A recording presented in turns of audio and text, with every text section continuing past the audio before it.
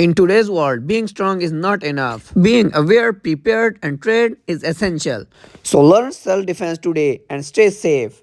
So in today's video, we will teach you if someone grab you from the front side like a bear hug, then how to defend yourself. So let's start. If someone grab you like this and lift you up. Now here, step number 1.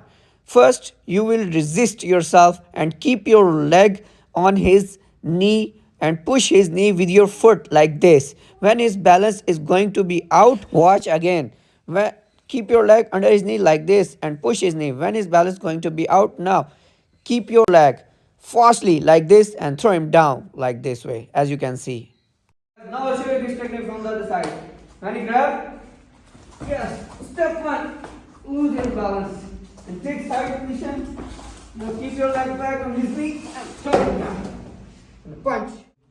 Guys, now I'll show you this technique in fast motion, how it works or not. Yes.